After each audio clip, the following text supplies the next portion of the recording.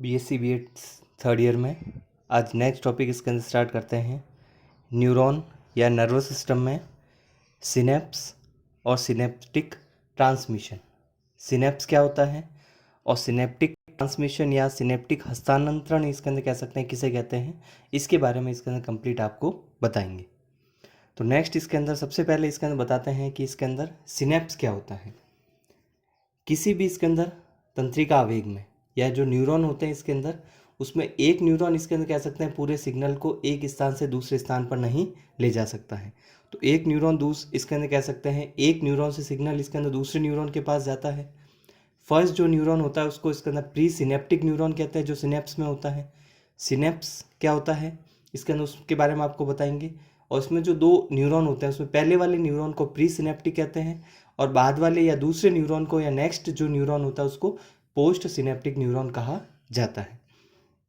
तो इसमें देख सकते हैं जैसे किसी भी तंत्रिका आवेग में न्यूरॉन की उत्पत्ति से, न्यूरॉन में इसके अंदर कह सकते हैं तंत्रिका आवेग जहाँ से उत्पन्न हो रहा है या तंत्रिका आवेग का उत्पन्न हो रहा है, जो आपको इसके अंदर बताया गया था कि जहाँ पर सोडियम चैनल ऑन होते हैं, सोडियम अंदर की ओर आते हैं, तो इसके अंदर कह सकते हैं किसी भी प्रकार का स्टिमुलस या सिग्नल मिलने पर सोडियम अंदर की ओर आते हैं, डीपोलराइजेशन होता है, रीपोलराइजेशन होता है। तो तंत्रिका आवेग के ओरिजिन, जहाँ पर तंत्रिका आवेग उत्पन्न हो रहा है वहाँ से किसी भी प्रभावी अंग तक, जैसे इसके अंदर आपको यदि इसके किसी ऑर्गन को मूवमेंट करवाना है, हाथ को मूवमेंट करवाना है, पैर को मूवमेंट करवाना है, गर्दन को मूवमेंट करवाना है, तो उसके लिए मसल्स कार्य करती है। वह मसल्स मूवमेंट करेगी तभी वो ऑर्गन मूवमेंट करता है। तो वह कब मूवमेंट करती है? जब उसको न्यूरॉन या तंत्रिका तंत्र के द्वारा सिग्नल मिलता है। तो न्यूरॉन के द्वारा सिग्नल जाता है प्रभावी अंग के पास और अंग से इसके अंदर कह सकते हैं उसमें मसल जो होती है वह कार्य करती है और न्यूरॉन इसके अंदर कह सकते हैं एक इसके अंदर न्यूरॉन से दूसरे न्यूरॉन के पास सिग्नल पहुंचकर उस इसके अंदर कह सकते हैं ऑर्गन में अंग में इसके अंदर किसी भी प्रकार की जो एक्टिविटी है वह होती है। तो न्यूरॉन की इसके अंदर कह सकते हैं तंत्रिका आवेग इसके अंदर जहाँ से उत्पन्न होता है वहाँ से इफेक्टर या प्रभावी अंग तक एक से अधिक न्यूरॉन सम्मिलित होते हैं। जैसा अभी बता चुके हैं आपको, किसी भी तंत्रिका आवेग के लिए या सिग्नल के लिए इसके अंदर या इसके अंदर किसी भी सिग्नल को पहुंचाने के लिए एक न्यूरॉन नहीं होता है, दो न्यूरॉन इसके अंदर वहाँ पर कार्य करते हैं या एक से ज़्यादा न्यूरॉन कार्य करते हैं।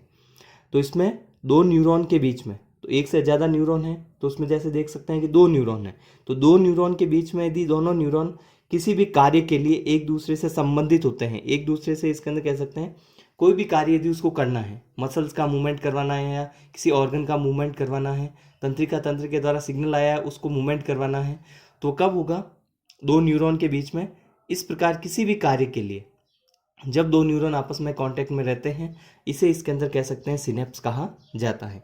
तो सिनेप्स इसके अंदर या सामान्य भाषा में समझ सकते हैं कि दो न्यूरॉन के बीच में होने वाला कांटेक्ट सिनेप्स कहलाता है, क्योंकि एक न्यूरॉन अकेला इसके अंदर किसी भी सिग्नल को एक स्थान से दूसरे स्थान पर सिग्नल मिला और एक न्यूरॉन से सिग्नल जाएगा दूसरे ऑर्गन के पास, क्योंकि ऑर्गन तक सिग्नल पहुंचना जरूरी है, तभी इसके अंदर वो सिग्नल इसके अंदर या वो ऑर्गन इसके अंदर अपनी एक्टिविटी या क्रियाविधि करता है।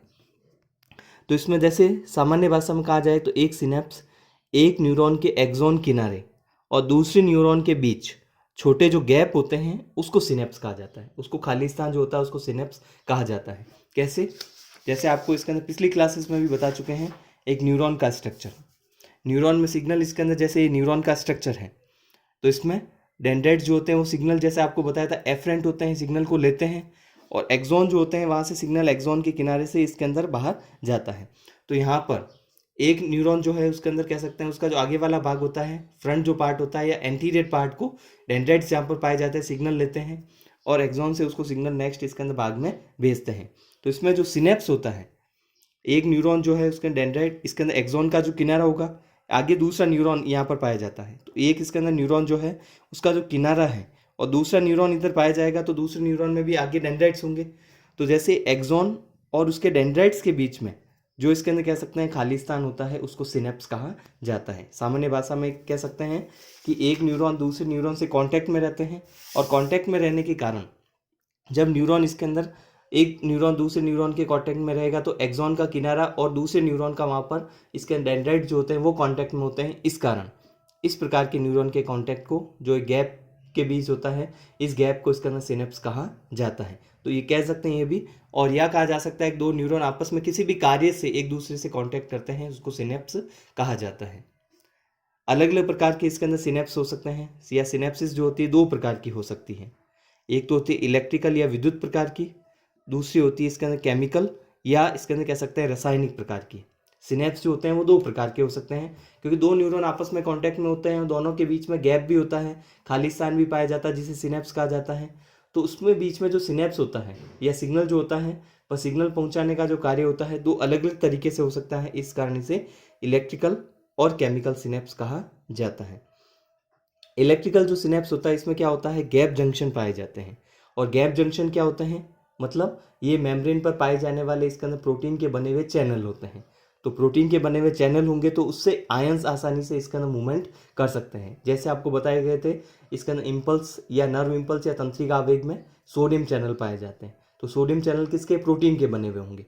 तो जब इसके अंदर इस प्रकार के बने हुए चैनल जो पाए जाते हैं, जो चैनल होते हैं या इसके अंदर कह सकते हैं प्रोटीन या नलिका रूपी या ट्यूबुलर प्रोटीन के बने हुए इसके अंदर कह सकते हैं नलिका रूपी जो संरचनाएं पाई जाती है जिसे गैप जंक्शन कहते हैं, वहाँ से आयन आ सकते हैं या जा सकते हैं, जिसमें इसके अंदर एक सेल से दूसरे में विद्युत का आवेग प्रभावित होता है। और विद्युत का आवेग जैसे इलेक्ट्रिसिटी जनरेट होती है और एक स्थान से दूसरे स्थान पर जाएगी तो मतलब उसके बीच में जो कॉपर वायर होता है तो उसके बीच में आयंस होते हैं जिसके कारण करंट इसके अंदर प्रवाह होता है। और यहाँ पर क्या होगा, इसके अंदर इलेक्ट्रिक इम्पल्स में एक आयन दूसरे इसके अंदर कह सकते हैं आयन जो होते हैं वो प्रवाहित कैसे होंगे, सोडियम या पोटेशियम आयन जो इसके अंदर प्रवाहित होते हैं। और वो कब होंगे, जब इसके अंदर उसके चैनल एक्टिवेट होते हैं।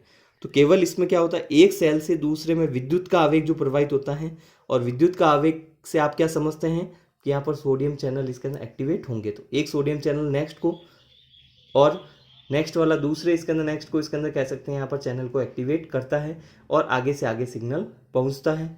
इस सिनेप्स को इसके अंदर इलेक्ट्रिकल सिनेप्स कहा जाता है। केवल कुछ गैप जंक्शन जो सेंट्रल नर्वस सिस्टम या केंद्रीय तंत्रिका तंत्र की बात करते हैं, और केंद्रीय तंत्रिका तंत्र या जिसे CNS कहते हैं, जिसके अंतर्गत ब्रेन भी आता है, मस्तिष्क और स्पाइनल कॉर्ड आती है। तो इसमें कुछ जो गैप जंक्शन पाए जाते हैं वहाँ पर जो सिनेप्स होती है वो कौन सी होती है, इलेक्ट्रिकल सिनेप्स होगी, या जिसे कहा जाता है विद्युतीय सिनेप्स होती हैं। तो फर्स्ट इसके अंदर कह सकते हैं जिसमें इलेक्ट्रिकल या चैनल या सोडियम के द्वारा आयंस के द्वारा जो आवेग प्रवाहित होता है उसे इसके अंदर इलेक्ट्रिकल या विद्युत सिनेप्स कहा जाता है। दूसरा होता है इसके अंदर केमिकल सिनेप्स या जिसे कहा जाता है रासायनिक सिनेप्स। मनुष्य के केंद्रीय तंत्रिका तंत्र में कुछ सिनेप्स को छोड़कर, मतलब कुछ सिनेप्स जो गैप जंक्शन जहाँ पर पाए जा रहे हैं जिसमें इलेक्ट्रिकल सिनेप्स हो रही है, उन सिनेप्स को छोड़कर सभी बाकी जो इसके सिनेप्स होते हैं केमिकल या रासायनिक प्रकार के होते हैं। तो केमिकल या रासायनिक प्रकार के जो सिनेप्स होते हैं उसमें जो गैप जंक्शन के अलावा वहाँ पर रासायनिक प्रकार के इसके अंदर कह सकते हैं सिनेप्सिस होती हैं। और रासायनिक प्रकार की सिनेप्सिस क्या होती हैं, इसमें पहले वाले जो न्यूरॉन है तो उसमें आपको जैसे अभी बताया गया था दो न्यूरॉन पाए जाते हैं। पहला न्यूरॉन को प्री सिनेप्टिक और सेकेंड या नेक्स्ट जो न्यूरॉन होता है दूसरा न्यूरॉन को पोस्ट सिनेप्टिक कहा जाता है। तो प्री सिनेप्टिक न्यूरॉन जो होता है उसका जो किनारा फुला हुआ होता है, एक्सॉन जो बताया था आपको इसके अंदर, और दूसरे का डेंड्राइट जुड़ता है। तो एक्सॉन का जो किनारा होता है वह इसके अंदर इस स्थान पर फुला हुआ होता है। इस फुले हुए भाग को कहा जाता है टर्मिनल स्वेलिंग। तो टर्मिनल स्वेलिंग या फुला हुआ जो भाग होता है उसको टर्मिनल नोब कहा जाता है। तो पहले वाले न्यूरॉन में जो एक्सॉन पाया जाता है उसका जो किनारा इसके अंदर फुला हुआ होता है, स्वेलिंग होती है, उसको टर्मिनल नोब कहते हैं। यह नोब इसके अंदर पोस्ट सिनेप्टिक न्यूरॉन से इसके अंदर एक 20 से लेकर 30 नैनोमीटर इसके अंदर एक भाग के द्वारा अलग रहता है। मतलब कि इसके अंदर 20 से 30 नैनोमीटर का जो गैप पाया जाता है प्री सिनेप्टिक न्यूरॉन के जो एक्सॉन का किनारा है और दूसरे न्यूरॉन के बीच में। तो इसमें जो पोस्ट सिनेप्टिक न्यूरॉन है जो स्वेलिंग पाई जाती है जिसको नॉब कहते हैं, और पोस्ट सिनेप्टिक न्यूरॉन के बीच में जो गैप पाया जाता है जिसके द्वारा इसके अंदर पोस्ट सिनेप्टिक न्यूरॉन अलग रहता है उसे इसके अंदर कह सकते हैं सिनेप्टिक क्लेफ्ट कहता है। तो सिनेप्टिक क्लेफ्ट क्या होगा, दो न्यूरॉन जो होते हैं एक्सॉन का किनारा और इसके अंदर इस न्यूरॉन के बीच में जो खाली स्थान होता है उसको इसका सिनेप्टिक क्लेफ्ट कहा जाता है। जो नोब होती है वो इसका एक्सॉन का किनारा जो फुला हुआ होता है उसको टर्मिनल लोब कहा जाता है। अतः सिनेप्स में दो प्रकार के न्यूरॉन हो गए। एक न्यूरॉन हो गया फर्स्ट जो प्री सिनेप्टिक, दूसरा न्यूरॉन कौन सा होता है इसके अंदर पोस्ट सिनेप्टिक न्यूरॉन कहलाता है।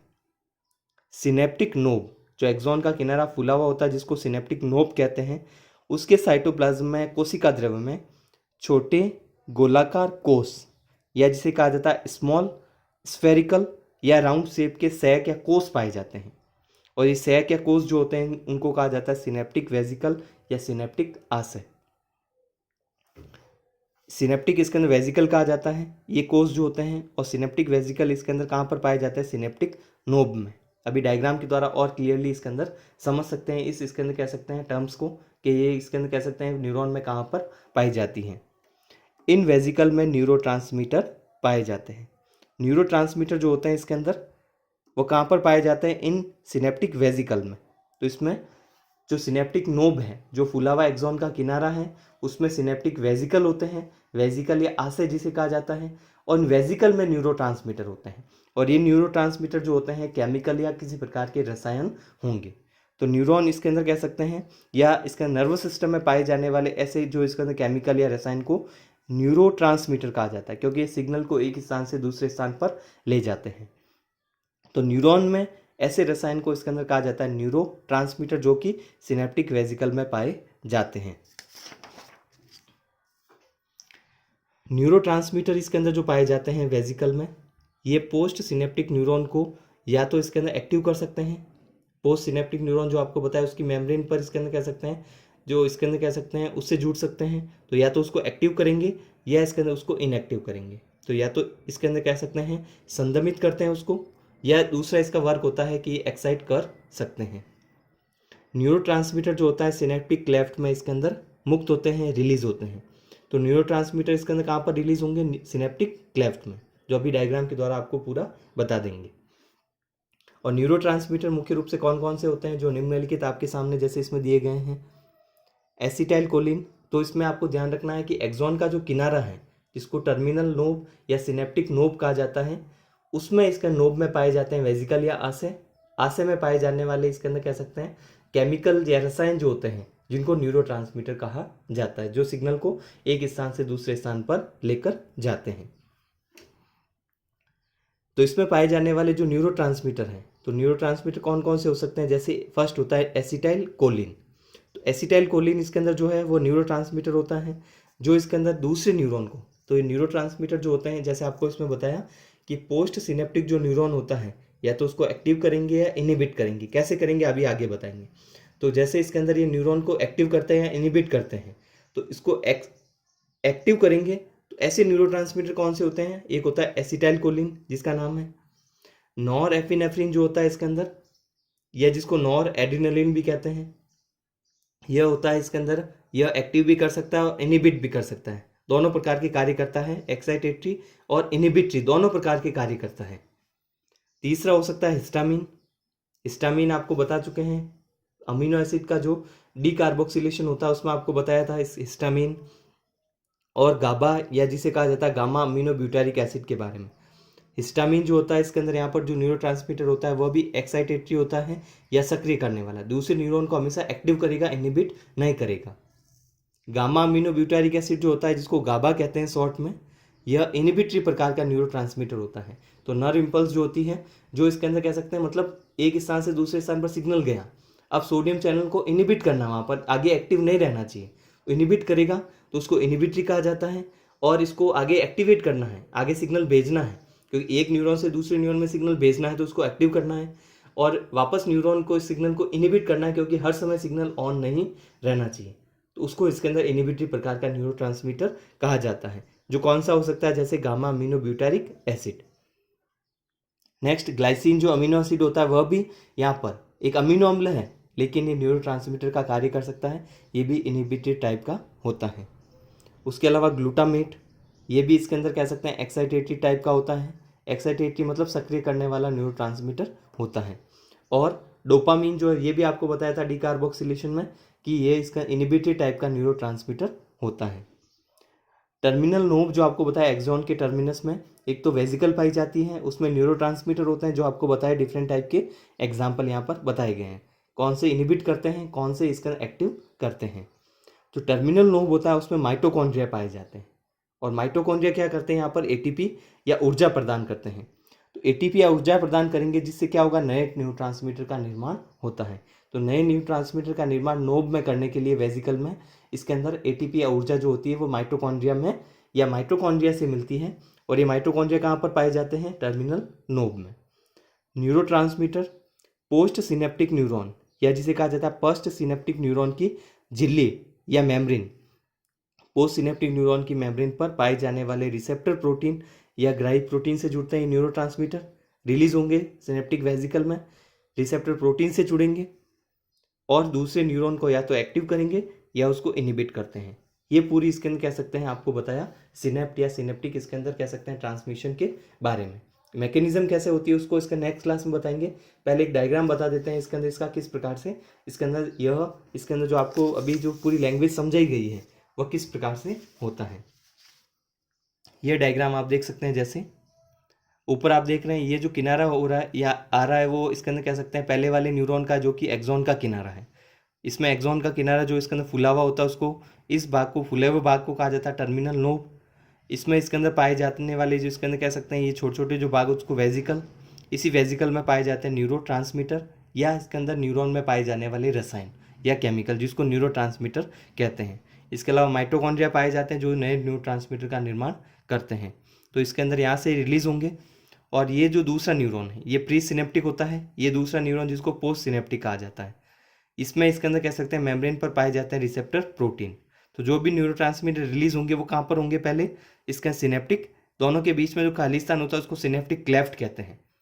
ये सिनेप्टिक क्लेफ्ट इसके अंदर आप देख सकते हैं इसमें, तो यहाँ पर रिलीज होंगे और जुड़ेंगे किससे, रिसेप्टर प्रोटीन से। और रिसेप्टर प्रोटीन कहाँ पर पाए जाते हैं, पोस्ट सिनेप्टिक न्यूरॉन की मेम्ब्रेन या झिल्ली पर। तो न्यूरोट्रांसमीटर यहाँ पर इसके अंदर रिलीज होंगे और इस रिसेप्टर प्रोटीन से जुड़ेंगे और रिसेप्टर प्रोटीन से जुड़ेंगे या तो एक्टिव करेंगे इसको या उसको इनहिबिट करते हैं। तो ये संरचना जो आपको बताई गई है उसकी क्रियाविधि कैसे होती है नेक्स्ट क्लास में आपको बताएंगे।